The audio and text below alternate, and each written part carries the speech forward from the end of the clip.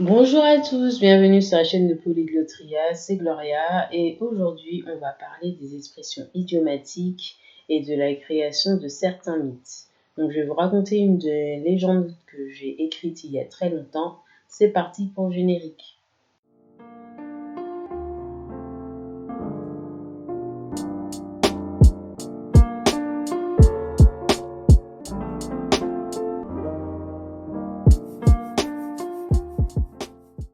C'est parti pour le générique, donc maintenant il est temps de vous raconter la légende de Clara Codille.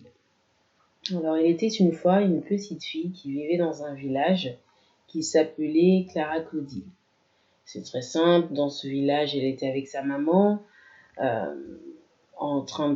près de l'eau, en train de chercher de l'eau dans un puits ou près d'une mare ou près d'une mer ou d'un océan, peu importe.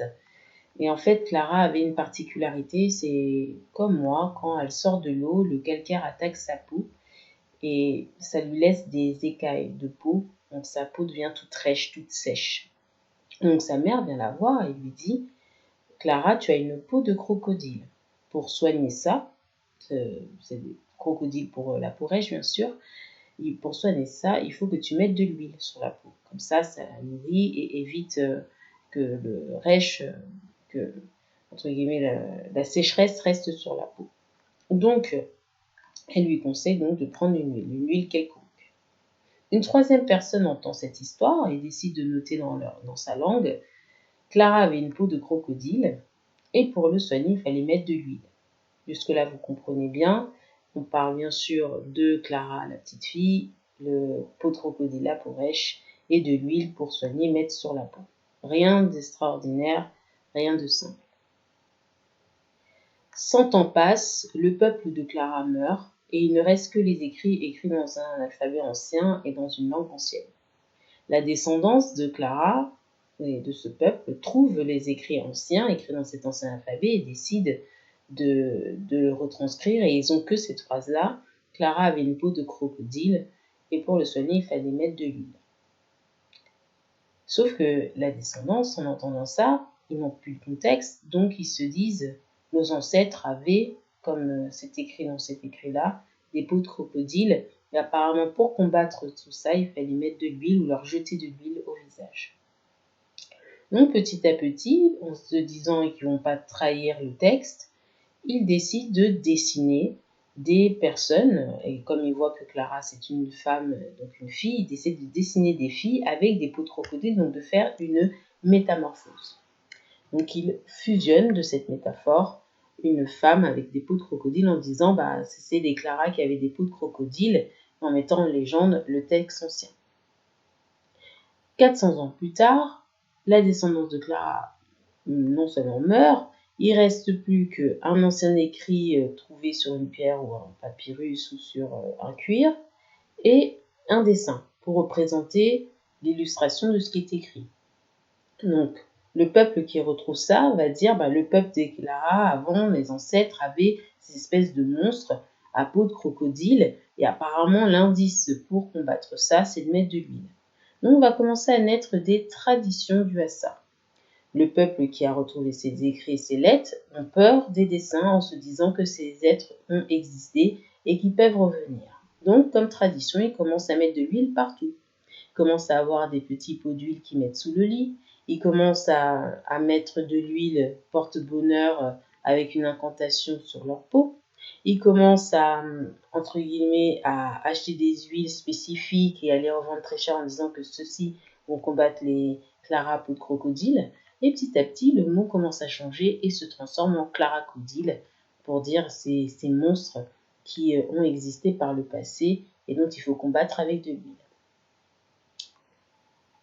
On passe à 1000 ans plus tard, ce peuple-là a commencé à avoir ses traditions. Bien évidemment, dans les religions, ils sont inclus qu'il faut combattre les claracodiles par des prières et quand même un peu d'huile. Mais surtout, ce peuple décide de coloniser le monde entier, donc de venir avec cette croyance et de l'imposer à tout le monde.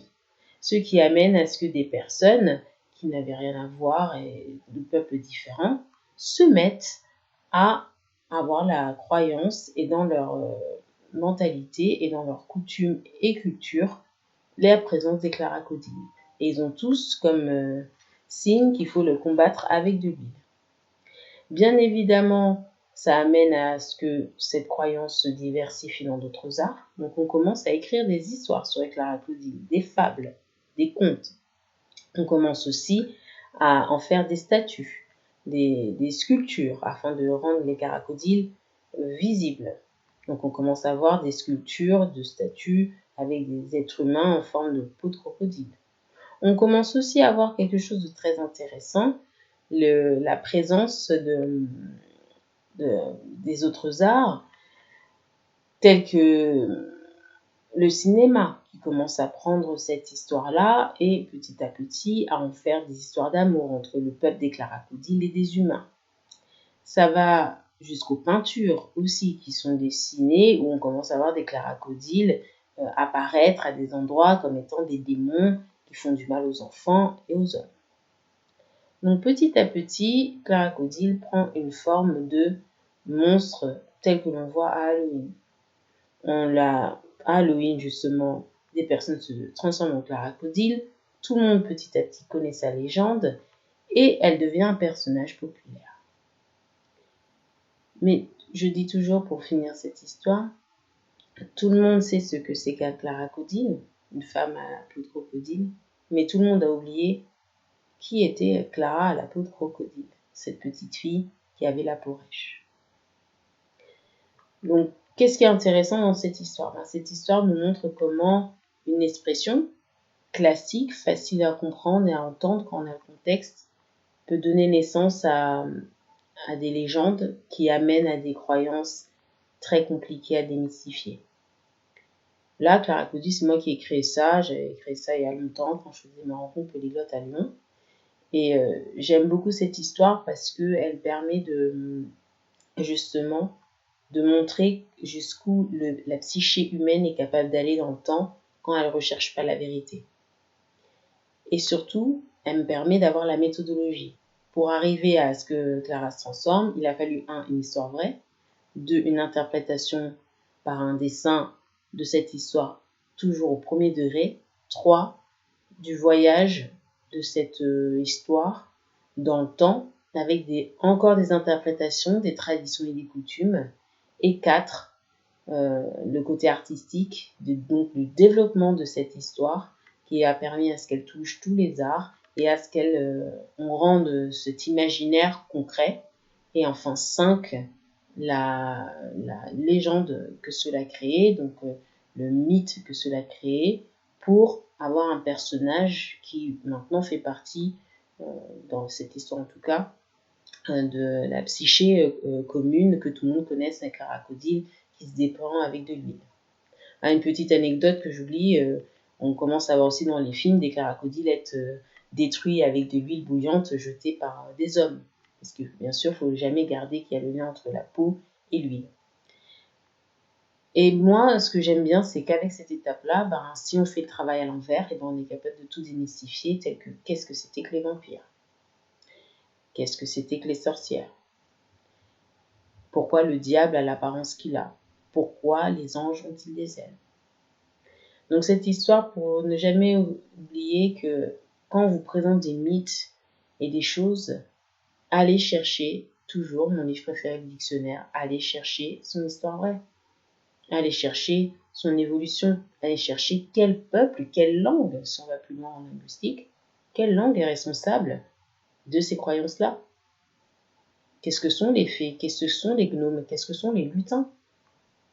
J'espère en tout cas que cela vous aura ouvert les yeux et en tout cas vous aura permis de mieux comprendre ces choses-là et vous aura donné envie d'aller chercher un petit peu plus loin. Je vous laisse pour ce podcast et je vous dis à très bientôt pour le prochain. Ciao, ciao.